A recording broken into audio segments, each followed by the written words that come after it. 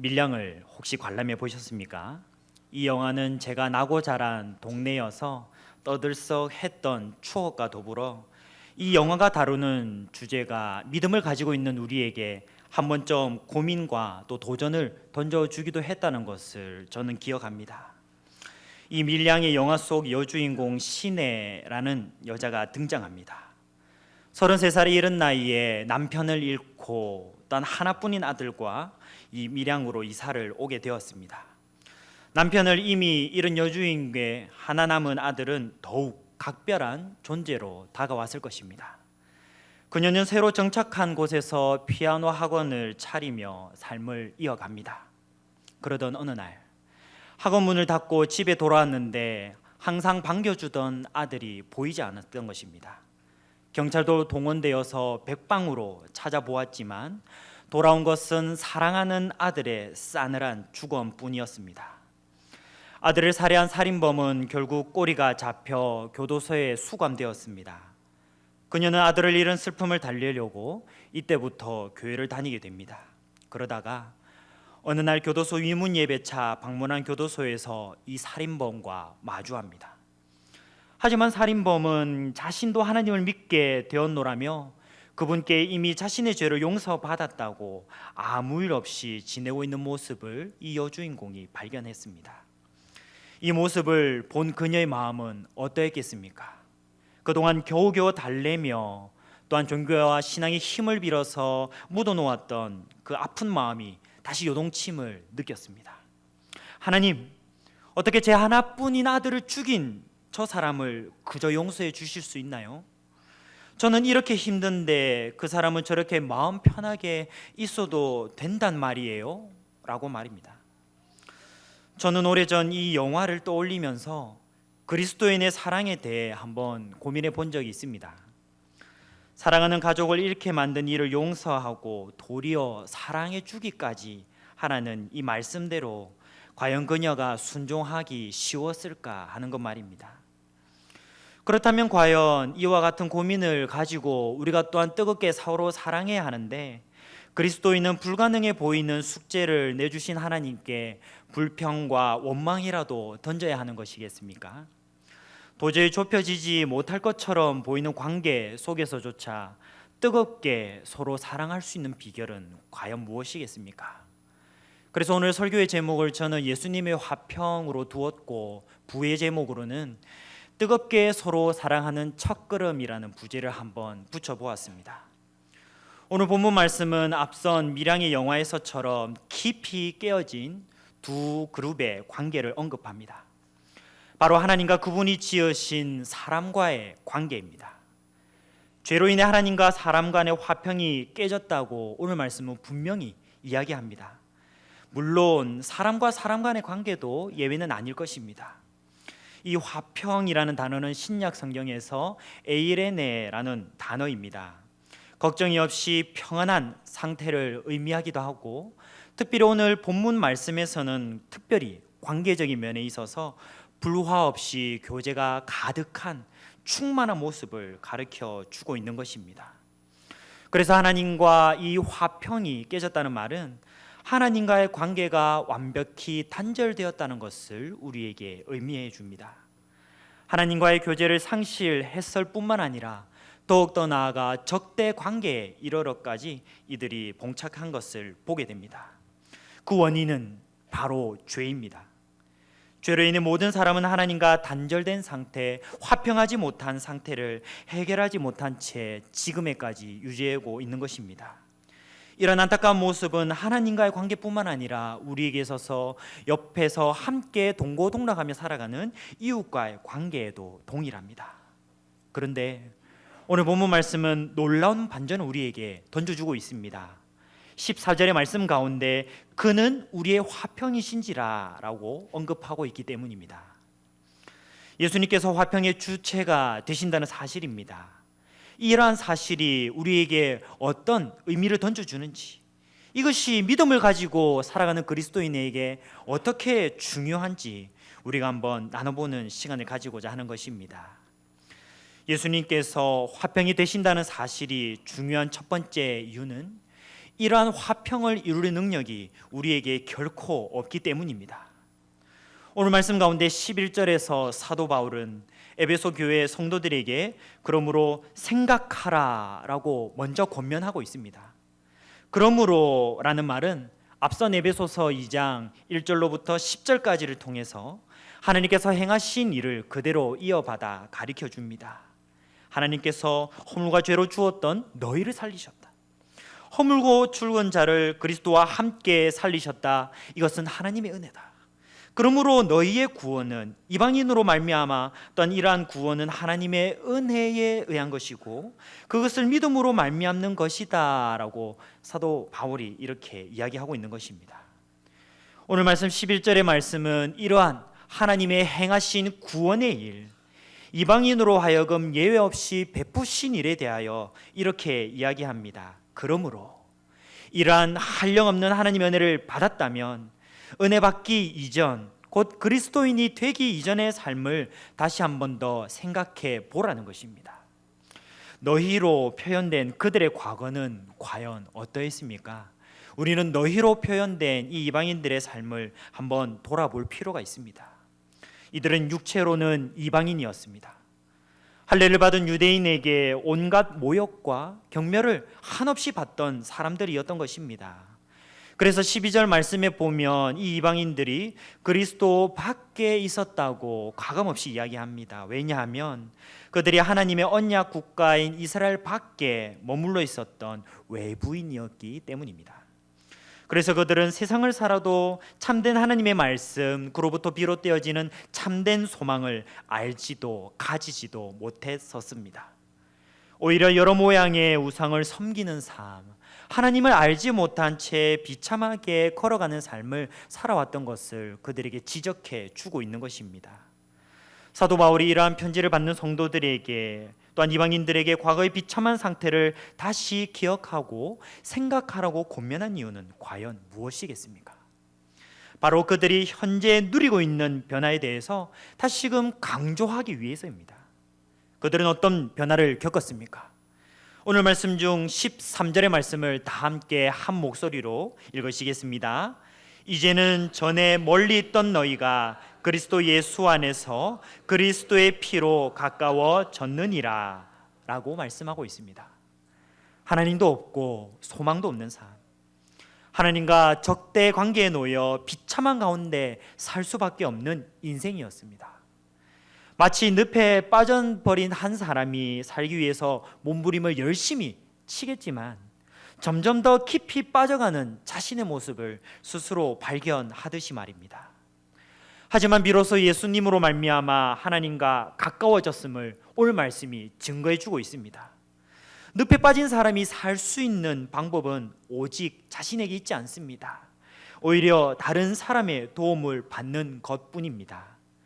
이렇듯 자신의 경건과 능력이 아니라 오직 예수 그리스도의 십자가의 보혈로 멀리 있던 자들이 하나님을 알고 또 이방인들이 그분을 믿는 자리에까지 나아갈 수 있었음을 말하고 있는 것입니다.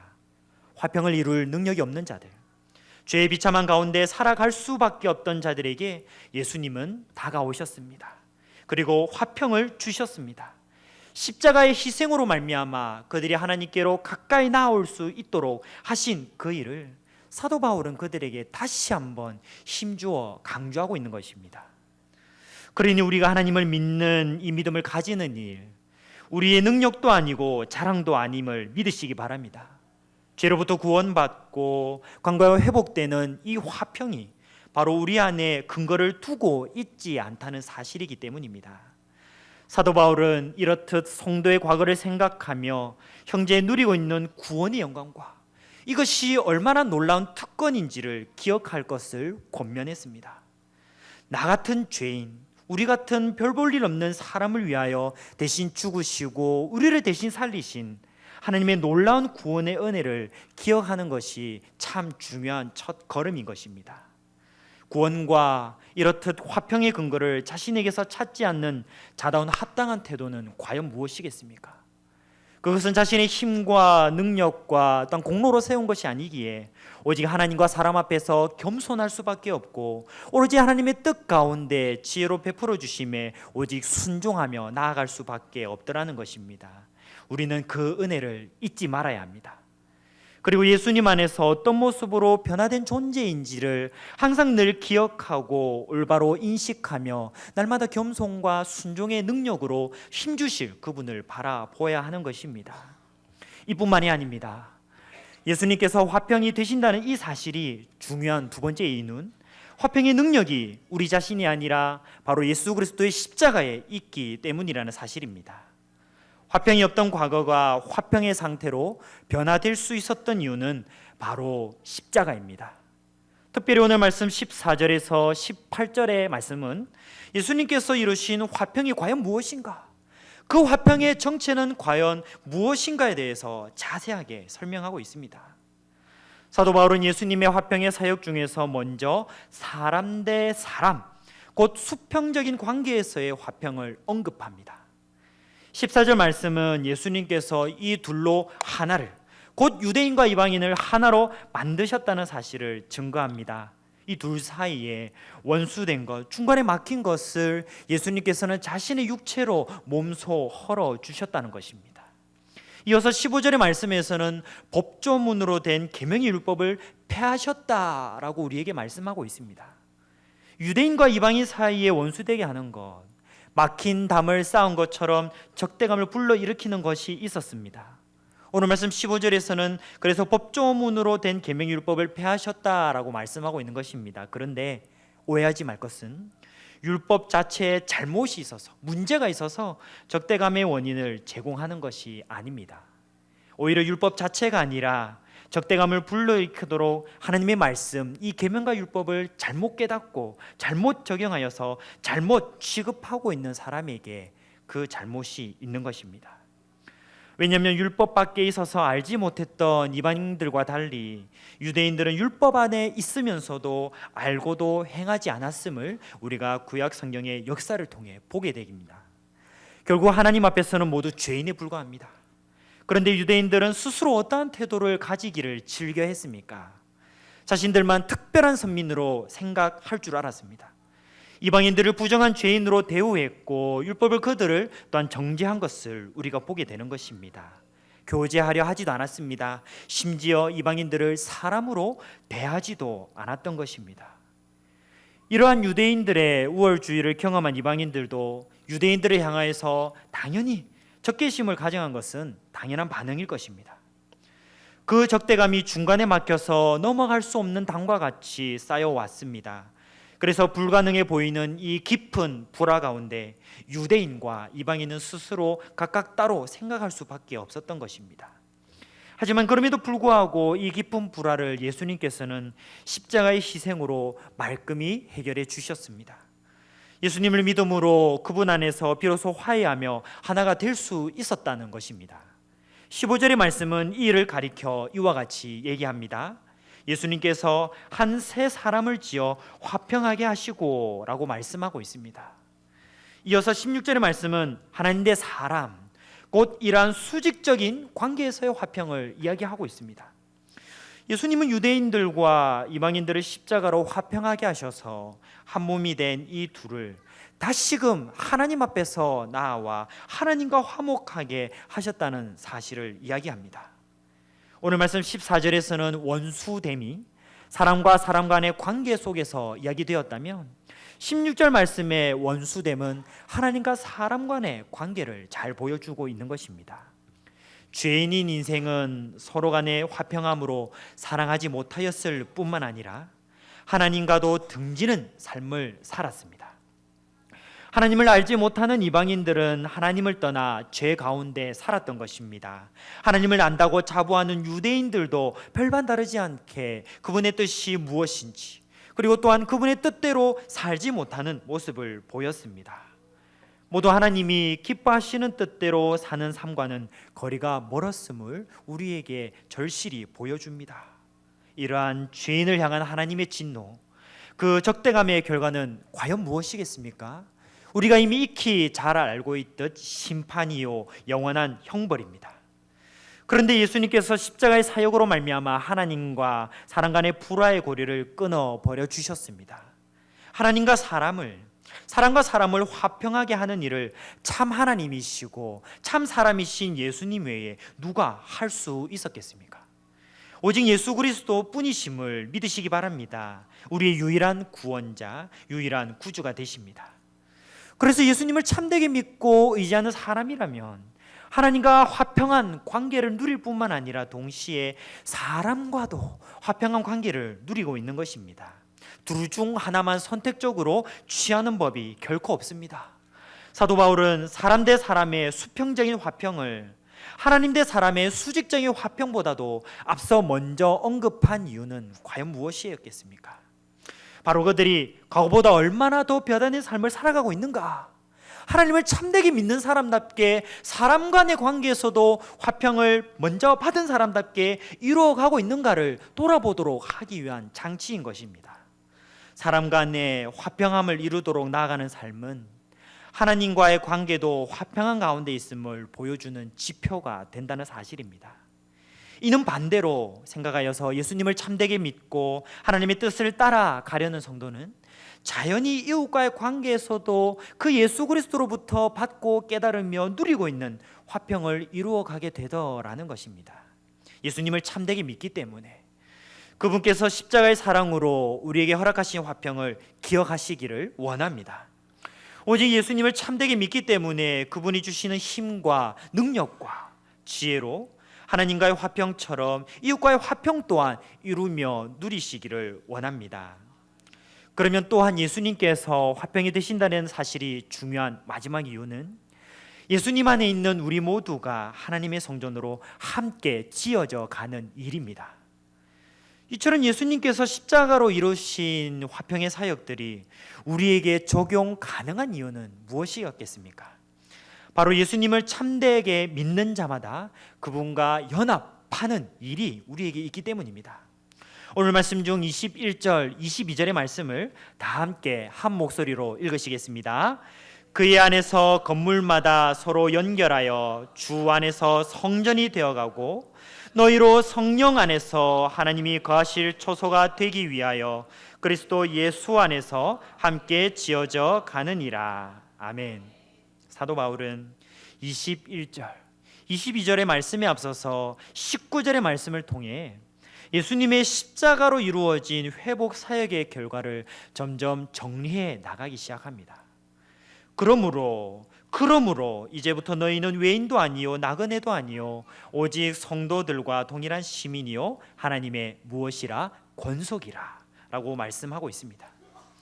당시 에베소서라는 서신을 받고 읽었던 이방인 성도들에게 그들 또한 하나님께 속한 자가 되었음을 되짚어 주고 있는 것입니다.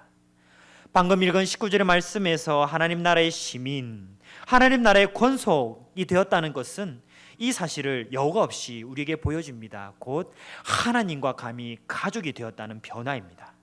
하나님께 속한 사람, 하나님 아버지라 불러 가족이 되는 놀라운 일은 우리 혼자만의 일이 결코 아님을 우리에게 보여줍니다. 예수님을 믿고 우리의 삶의 구원자와 우리의 삶의 주인으로 올바르게 고백하는 모든 이에게 동일하게 임하는 하나님의 능력인 것입니다.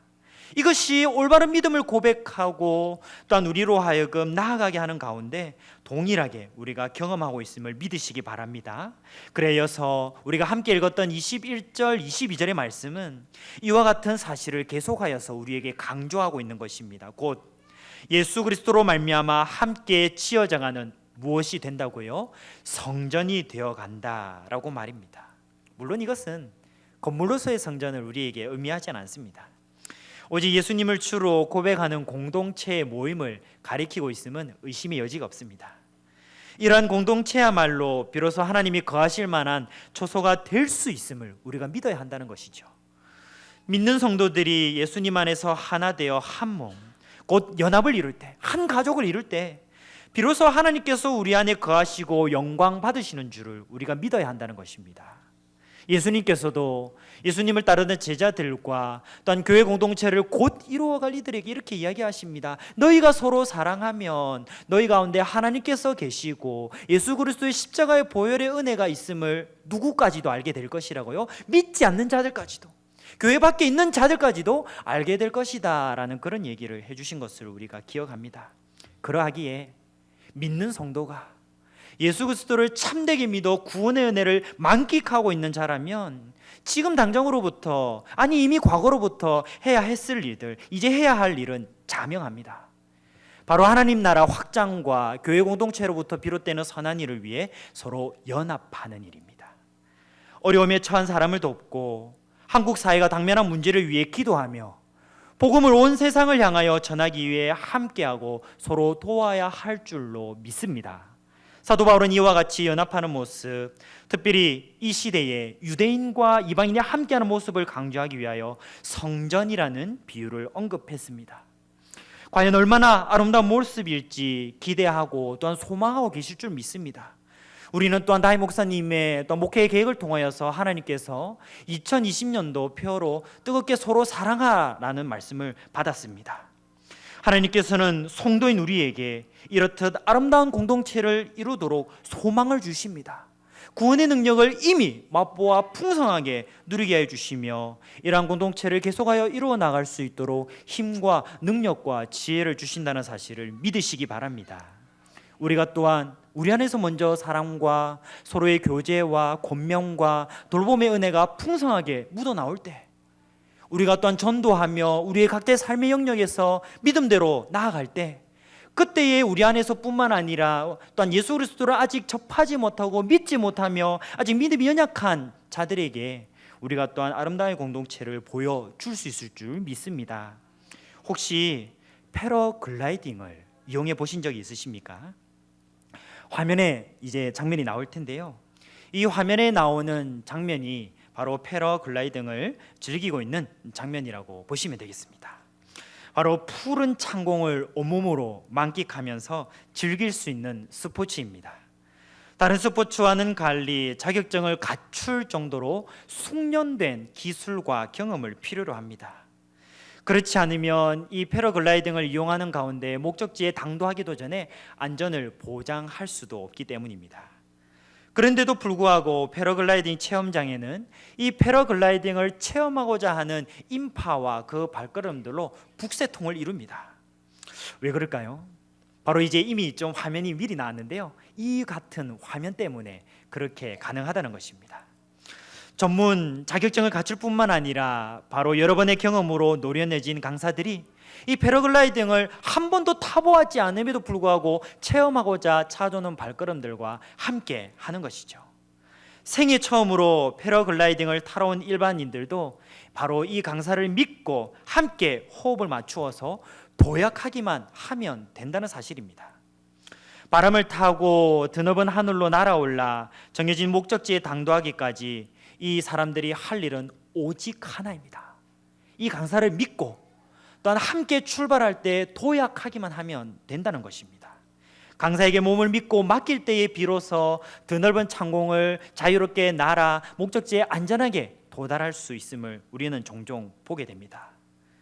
이렇듯 패러글라이딩을 체험하는 모습은 뜨겁게 서로 사랑하라라는 하나님의 말씀의 원리와도 동일합니다. 죄로 인해서 하나님의 형상다운 모습을 찾기 어려운 우리가 어떻게 뜨겁게 서로 사랑할 수 있겠는가? 바로 여기에서 우리는 답을 찾을 수 있는 것이죠. 죄 때문에 이웃을 내 몸과 같이 사랑하되 원수에게도 그리하라는 말씀은커녕 나 자신만 사랑할 줄 알고 나 자신만 챙길 줄 알고 나 자신의 안위만 돌아볼 줄 아는 우리에게도 그리 불가능한 사실이 아니라는 것입니다. 바로 삼위 하나님께서 패러글라이딩 간사와도 같이 우리와 항상 함께 계시기 때문입니다. 늘 함께 하시되 우리가 하나님을 닮아 서로 사랑하며 아름다운 공동체로 하나 되어져 갈 수 있도록 하나님 아버지께서 특별히 전두지휘에 나가심을 믿으시기 바랍니다. 우리가 함께 하나 되고 믿음 안에서 하나님 아버지를 닮아 예수 그리스도의 본의 모습을 따라 나아가는 것은 이미 창세 전부터 계획되어진 일이라는 것입니다. 하나님 아버지의 계획은 실패함이 없습니다.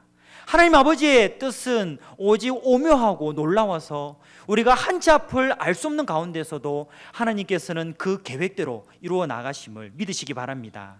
또한 하나님의 뜻이 이루어지도록 예수 그리스도께서 십자가의 사랑으로 결정적인 이런 십자가 사역을 감당하셨습니다. 또 십자가의 사랑으로 사역을 감당하실 뿐만 아니라 33년의 인생 가운데 우리에게 이미 먼저 본을 보이셨음을 믿으시기 바랍니다. 또한 동시에 성령 보혜사께서 하나님의 사랑을 우리에게 또한 깨닫게 하여 주신다는 사실을 우리가 바라보아야 할 줄로 믿습니다. 믿는 공동체로부터 세상을 향하기까지 우리를 도우신다는 사실입니다. 이러한 삶이 하나님의 일하심 가운데 우리가 한가운데 놓여 있습니다.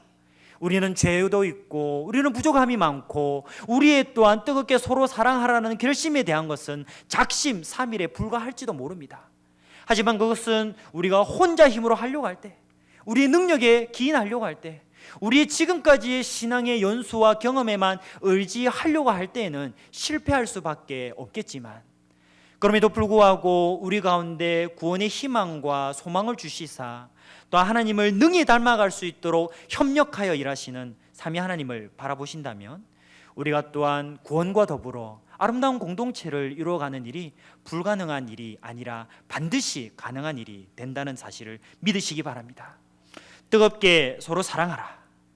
우리를 향한 뜻을 반드시 이루시는 하나님을 의지하시며 바라보고 소망을 그곳에 두시기를 바랍니다. 내일 하루, 이번 한 주간, 올 한 해 또한 시도하는 가운데 실패할 수도 있고 여전히 연약함을 느낄 수도 있고 우리 각 자신에게 스스로 실망할 때도 부지기수 많을 수도 있습니다. 하지만 그럼에도 불구하고 우리와 다르셔서 실패하지 않으시고 또한 우리의 모든 것을 이미 또한 이루어 놓으시는 하나님을 바라보실 때 우리가 다시 일어서서 우리가 다시 또한 모든 사람에게 도움을 요청하는 이들에게 이웃이 되어주기를 바라는 마음으로 발걸음을 돌리며 또한 우리가 또한 그들에게 내 헌신과 내 은사와 나의 시간과 나의 재물을 또한 쏟아부어서 사랑할 수 있도록 다시 이끌어주시는 하나님을 바라보고 살아가시는 우리 모두가 되시기를 간절히 소망합니다. 이 시간 들은 말씀을 가지고 우리가